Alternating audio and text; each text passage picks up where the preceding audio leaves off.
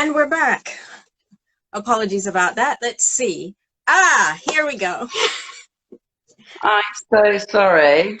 No, that's all right. That's all right. These things happen. No, Nightmare. I'm really, really sorry. Thank you so much for your patience. No, don't worry, don't worry. I even forgot our names, my name even. So it's absolutely fine. Anyway, thanks for joining us. Thanks everyone for tuning in.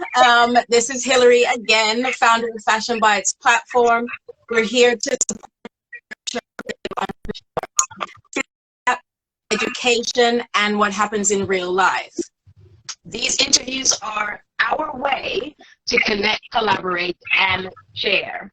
And we are today very excited and pleased to be joined by the wonderful Dr. Carolyn.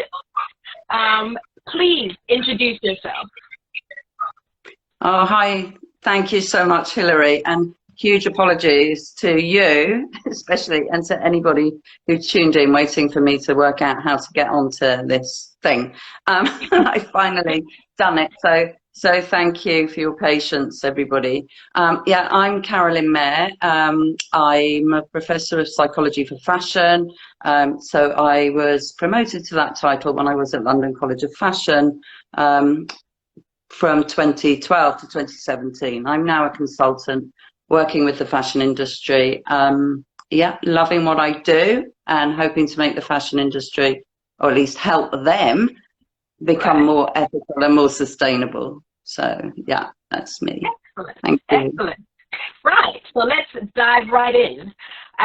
First question, what links psychology and fashion? Well, everything. So fashion is about psychology. Fashion is psychology because people are involved at every single level of the fashion industry. In every system, at every level, people are involved, whether that's designing clothes, making clothes, manufacturing clothes, the logistics of moving clothes around the world. And then we get to the retail sector. So, you know, store layout, windows, and then we have consumers and all the staff. So millions of staff around the world who are involved. Those are all people. We have consumers who buy clothes, want to be desirable, want to be fashionable. And what do they do with their clothes? So their clothes help them say who they are. They're part of their identity. But their clothes they wear also have some impact on the environment. So on one hand, fashion is about people in terms of their involvement in fashion, but psychology is also valuable in terms of understanding the sustainability agenda, the inclusion agenda, the other issues that were the driving force for me to want to get engaged with the fashion industry in the first place. Still a lot of work to be done. Okay, so obviously you think that it is important for the fashion industry to work with psychologists such as yourself. Yeah, absolutely. Absolutely. I think it's because psychologists have specific training, they are both analytical and able to explain complex ideas, complex subjects to a broad audience. And this is part of the training. So lots of people can kind of consider psychology as simply about mental health. And I'm not saying that's not important. Clearly, that's hugely important. And that is also a huge part of the fashion industry. But there's so much more that psychologists can contribute to, because psychology is the scientific study of human behavior, well, of behavior, animal behavior too. And so if we really want to understand behavior in order that we can predict behavior, and therefore we can begin to change behavior to be more positive, more responsible, more ethical, then we need to do that through a scientific lens. And psychologists are the very people who are able to do that. Okay, excellent. Now, with one of the areas that you've mentioned already is sustainability. How do we break the cycle of over-consumerism? or Well, overconsumption? yeah, well, both. Yeah. Well, that's not an easy question. It's maybe it's an easy question, but there's no easy solution to it. It People's behavior is very complex. Hmm. People, well, people are not all the same. So individuals have different ideas, different reasons, different behaviors, and our experiences form our worldview. And so it becomes habitual for some people to consume fashion in a way that they've become used to doing. And I really care very much that fashion is something that's available and accessible to the masses. I absolutely don't believe that fashion should be exclusive. I think it should be inclusive in every single way. It should be something that people on all incomes can enjoy. Right. So that for me is very, very important. But what I think we need to engage with is one, understanding the behaviors of people who consume out of habit, buying 5 things when they could simply buy one, when they buy things when they are ultimately only going to wear one, to challenge them to break out of these habits when they come to the point of purchase, or even before they go into the store, if that's possible, to ask them, are they sure they want these things? Are they going to wear them? And would one be enough?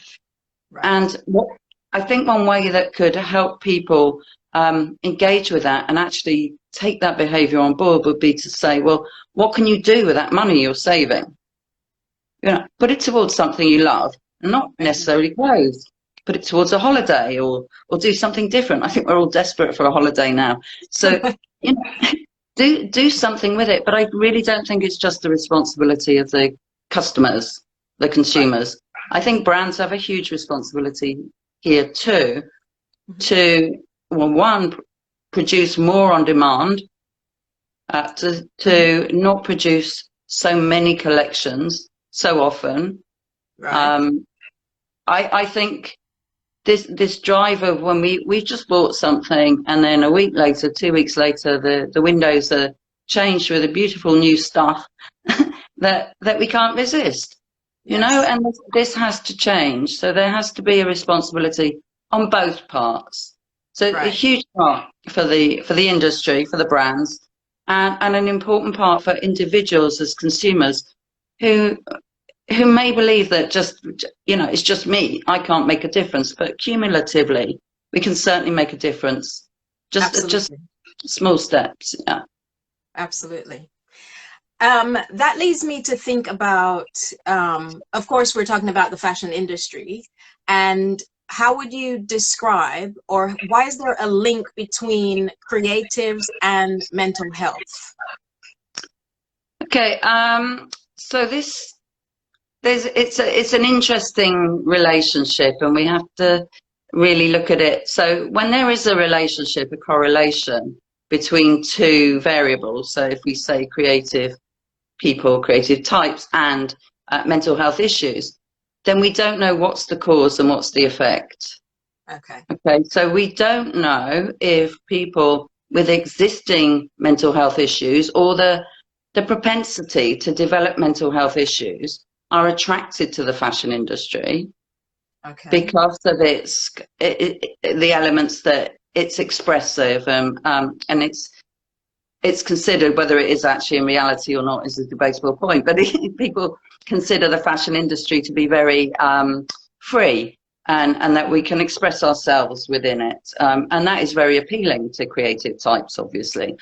But also there are pressures within the fashion industry that are likely to exacerbate existing mental health issues, and could, and I'm being tentative here because the evidence is out really on whether one causes the other, so we have to be careful here. Right. Whether the pressures of the fashion industry, the continued demand to be the best, the drive for wanting to be included when you might be marginalized, or when you've been excluded for one reason or another, the kind of the sense of desirability to get into the industry, that it's something fantastic. And then because it has this almost mythical persona that once people get into it, that they're so driven that their own mental health can suffer from it. So a two-way street. The statistics show that people with creative types are more likely to develop mental health issues, or to have mental health issues, I should say. Whether they are then more attracted to industries such as fashion or art, or whether it's just that we hear more about those people. Nevertheless, I'm not negating the issues, the serious issues within the industry that can cause stress for most people, and for those with a propensity towards developing mental health issues can lead to more serious issues such as anxiety and even depression, and even worse, as we've seen. Yes. I do agree with the point of finding a place where you can be yourself and be free and just be expressive without almost anyone saying negative things, although it's possible. But what is your take on that lines of the effects of social media? Yeah, well, that's yes. I mean, it's the same. The problem is that I believe that we are in a world where so much weight is put on our physical appearance, that becomes such a problem for so many people, where the huge majority, 99.9% of people, don't actually look like they want to look, one thing, don't have the body that they want to have, because we have this ideal that's perpetuated. And even despite all the publicity, all the nagging about greater diversity, different types of bodies, different shapes, different skin tones, we still see the majority of the same elements. And this is just magnified through social media. You know, like posting edited images. And I know everybody does it because everybody else does it. And then we have a trend where people are posting images of themselves with no makeup, as if that's kind of the bravest thing in the world to do. And I agree, it probably is quite brave. And I did put on some makeup to do that. Yeah, I was thinking, me too. Yeah, because we want to put our best selves forward. But I hope that people are not looking at me and thinking, oh, well, she looks this, that, or the other. I hope they're more caring about what I'm saying and the work I do. And I want to see this in what we contribute.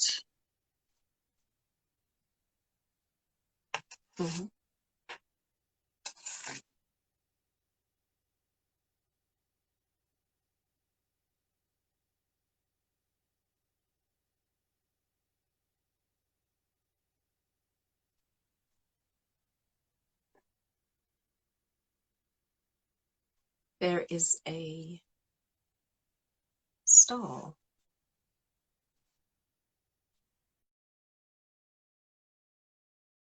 Waiting for we lost her. One second, let's get her back. Let's get her back.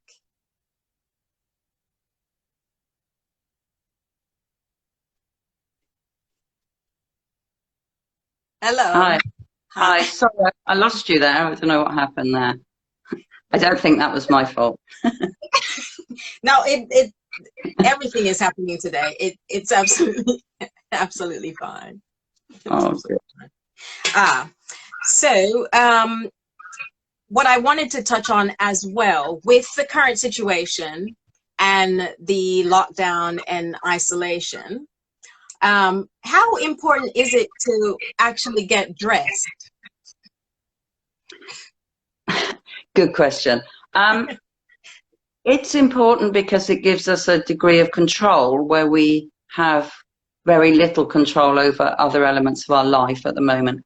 I mean, it is getting easier, and now we can go out and but at the at the peak of the lockdown, when we couldn't see other people and we were restricted on what we were able to do during the day, we have very little control over our lives, and lack of control is one of the most stressful situations anybody can have. And the stress, as I mentioned earlier, for people without mental health issues, being stressed is very unpleasant, and over a sustained period of time, it can lead to physical issues as well. But for people who have existing mental health issues, being stressed around not having control is really serious, and it can have really profound issues with them, profound symptoms.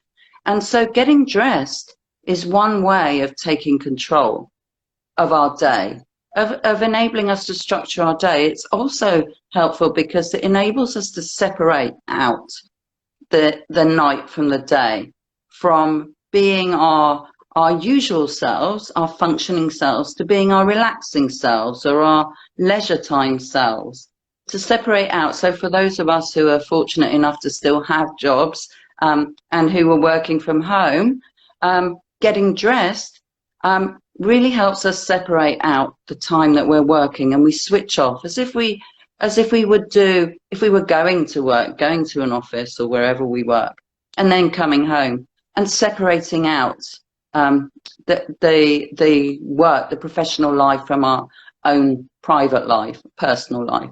So I think getting dressed throughout this crisis is really important. And I mean, we know, we've spoken about it before, Hilary, we know the value that so many of us feel when we put on something, an outfit or some item even that we love, that makes us feel good, that we put on this item and we feel good in it. And when we feel good, we look good and we give out this confidence. So yeah, getting dressed is really important. I would say, yeah, really important. And continuing that routine, although we're not going out to the office, continuing that routine at home is quite helpful. Yeah. Yes. I mean, it's the routine, it's the structure, it's structuring your day. It's so easy for the day just to kind of melt into one thing and not separate it out.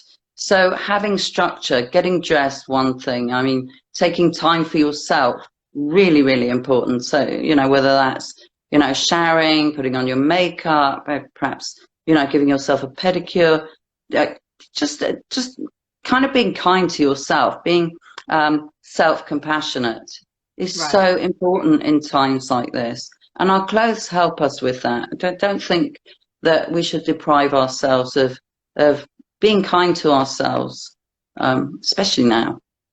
Right. Okay. No, that makes sense. It took a while to get used to not being in my pajamas all day. Yeah. But at least the top off. Yes, at least this half is okay. Exactly. One thing I wanted to touch on, because I do feel bad, for the lack of a better word, with regards to like the fashion graduates. I know you still work with school. Is there any wise words or words that you could offer to tell them to keep going or stay positive? I think it's really hard for graduates this year, and also for students who are intending to go to university 2020-21. I think it's a very difficult year, well, actually for anyone in education, any school, people leaving school. For those who are intending on going into the industry, I think there's still plenty of scope in the industry for bright, enthusiastic, versatile people. I think these are the skills that are really, really important. And willing. So graduates who are willing to work, perhaps not in their ideal job, but understanding that once they're in, that they have a good opportunity to move around their brand or the industry, and that every job that you do has value. If you're able to see that, what are the skills you're getting out of the job? It may not be the job that you wanted, Now, I've done a range of jobs, so many jobs, and I never thought some of them would ever be important particularly in what I do now. But somehow the skills that I've learned in all the different jobs are valuable, but you have to be able to recognize them. So I know it's really tough for students now, and they must feel really disappointed, because I know lots of fashion brands are struggling. But there is a future in fashion, definitely. I mean, the fashion industry is never going to stop. Perhaps they can find a way to make their uniqueness stand out. So on one hand, they want to fit in, obviously, because we have to fit in. But what is it that an employer would want from them specifically that they couldn't get from either who they've already got or another graduate? I think these are skills that aren't taught in university, and I think they're really important. And I know now, having worked in the industry for a while, that finding someone who will is better than finding someone who can. Right. Great. Yeah. We have a question that's come up. A lot of people are saying they're struggling with getting back into work. What would you suggest? Yeah, well, this is very difficult. If it's they're struggling to get back into work because they've lost their job, then I think that situation is extremely difficult, and they will have to develop resilience. And it sounds like, I'm not saying that's easy at all. Perhaps join groups. So there are some councils that run groups to help people, entrepreneurs in particular. So there's quite a lot of support for entrepreneurs to get business type skills that they might need. So for people who've worked as an employee before, that could then go and build their own business, to have skills for that. I think if people are struggling to go back to the work they had before, then they perhaps should reflect on, or perhaps discuss with other colleagues at work, what is it that they are concerned about? What are their concerns? Why are they concerned about going back to work? What is it? What do they feel that they've lost during this time that is kind of limiting them? And dealing with those ideas or fears that people have for different reasons. It's just getting people to really explain what's holding them back, really. And that's not that easy. I know it's not an easy thing. Okay. Tough times for everyone, actually. Yeah, it is tough, and it's people might be concerned with physically going back to work, and is it safe and such things. Yeah. So and totally, absolutely. I mean, there are conditions for employers that they should maintain safe workplaces. But yeah, I understand those concerns, absolutely. Okay. Right. I think we've done it. Thank you so much for spending time with us today. And thanks to everyone who's tuned in. Please join us again next week, where our guest will be Olivia Igwe. She's a stylist and art director, and she will be chatting about using your personal style to elevate your brand. That would be a fun one. But until that time, have a good evening. Thank you so much. Thank you. Bye-bye. Thank you. Thank you. No, bye-bye.